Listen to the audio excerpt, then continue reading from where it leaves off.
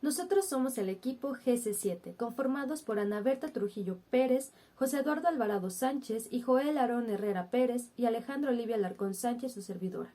Somos estudiantes de la licenciatura a distancia de Psicología de la FES Iztacala.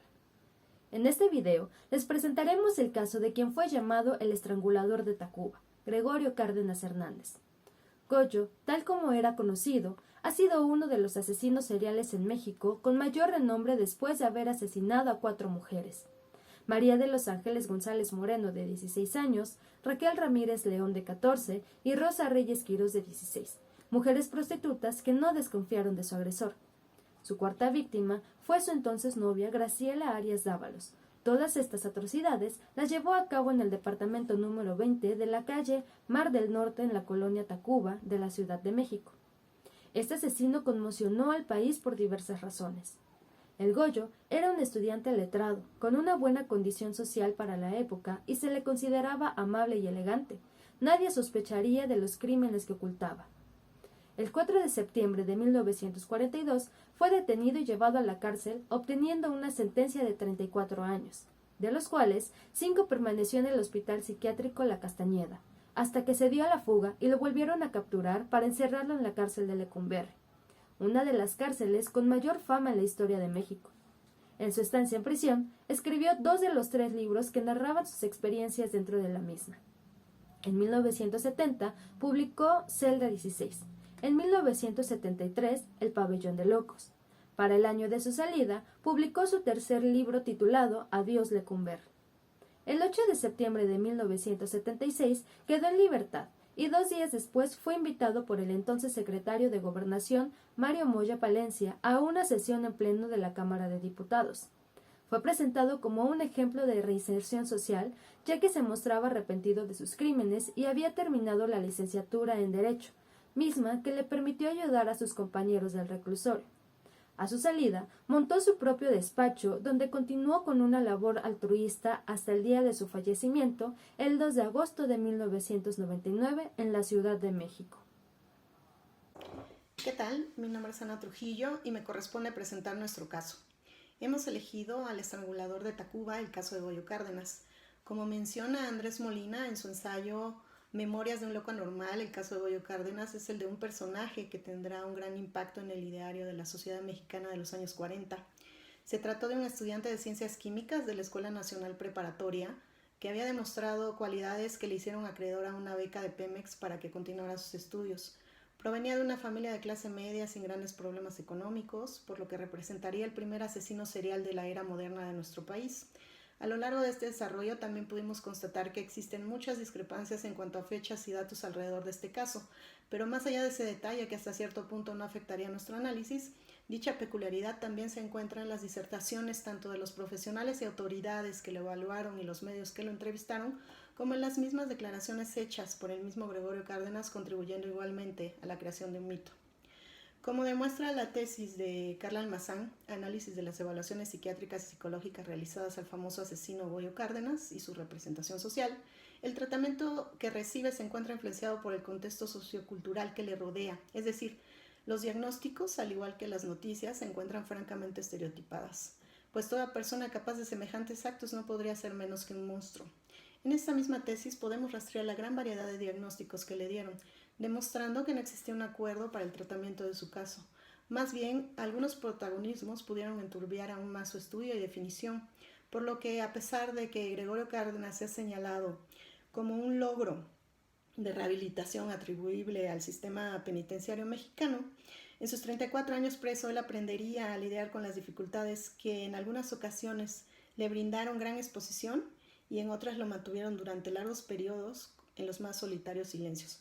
Al final, Gregorio saldría libre y escribiría acerca de sus vivencias en el sistema penitenciario, evitando hablar de sus crímenes. Se titularía en Derecho y volvería a dejar a la sociedad intrigada al afirmar que a él jamás le habían comprobado nada. Dudó que no fuera culpable, pero finalmente demostró que pudo rehabilitarse y que estudiar su caso puede ayudarnos a prevenir o a dar un mejor tratamiento a estas personas en beneficio de nuestra misma sociedad. Gracias. Hola, soy José Eduardo Alvarado y les voy a hablar del análisis de la conducta desviada.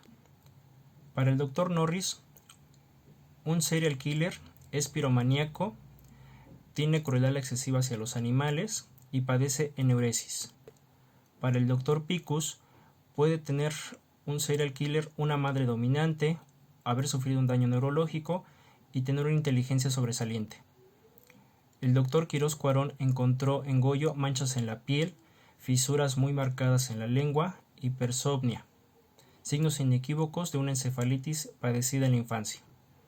El Dr. Lafora encontró antecedentes hereditarios, como el que padre padecía de jaquecas, tuvo 2 hermanas con epilepsia y una abuela materna con temperamento muy fuerte, signos que podían explicar la eneuresis que padecía Goyo debido a los terrores nocturnos.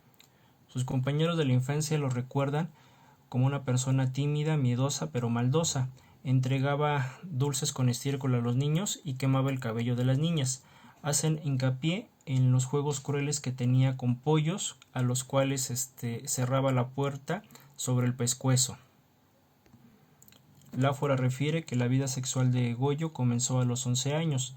A los 18 ya frecuentaba a las prostitutas, lo que le provocó varias enfermedades venéreas. En esa época conoció a Virginia Leal, la cual volvió su amante, pero ésta lo dejó al poco tiempo. Poco después conoció a Sabina Lara, la que fuera su primera esposa, que se casó con ella debido a que los padres lo obligaron, acusado de estrupo. Se reconoce a una joven de apellido Romero, de origen humilde, la cual Goyo apoyaba de manera económica. No hay más datos sobre ella. Se desconoce. Se piensa que estas relaciones fallidas fueron la motivación para que Goyo se deprimiera y tomara un rencor hacia las mujeres, lo cual provocó o incentivó en él el realizar estos actos criminales contra las 4 mujeres que encontraron en su jardín. Para concluir, me gustaría mencionar acerca de la periodicidad que se dio en ese momento, ya que el mundo se encontraba en la Segunda Guerra Mundial. México estaba haciendo su participación, si bien de una manera menor a lo que estaban realizando las potencias, causó impacto socioeconómico, por lo tanto, para con su población. México y su gente pues debió de haber tenido alguna influencia en su desarrollo de conducta. Entonces, en el aspecto de Gregorio Cárdenas, debemos de mencionar que este era un individuo que estaba viviendo el sueño de pertenecer a un estrato social pues donde todos buscaban ascender, igual en la actualidad, pero en ese momento estaba siendo más marcado. En cuanto a su psicodiagnóstico, me parece mencionar que si bien lo valoraron diferentes tipos de psiquiatras, no se logró llegar a un acuerdo en cuanto a cuál era su diagnóstico. También participaron psicólogos, inclusive abogados, respecto a cuál era su perfil. Sin olvidar que pues dentro de su estadía en Lecumberri influyó el aspecto de cómo él percibió desde dentro, donde estaba, pues, digámoslo que hasta cierto modo, de un ámbito oscuro. Los reos sufrían maltrato de los carceleros. Entonces ahí es donde empieza a escribir sus 3 libros, donde pues describe todo este tipo de situaciones. Lo que le ayudó en su tratamiento, a mi parecer, fue el hecho de que él encontró una resiliencia de cómo ocupar su tiempo, de cómo ocuparlo para su beneficio. Estudió abogacía, tomó clases de psiquiatría y pues creo que esto ayudó a su recuperación para su reinserción social. Sin olvidar que también, como los directivos vieron que él estaba dando parte de sí para su mejora, pues le otorgaron pues la oportunidad de ser partícipe de ayudar a otros reos. Gregorio Cárdenas sin duda fue la creación de un mito, el primer asesino serial en México. Muchísimas gracias.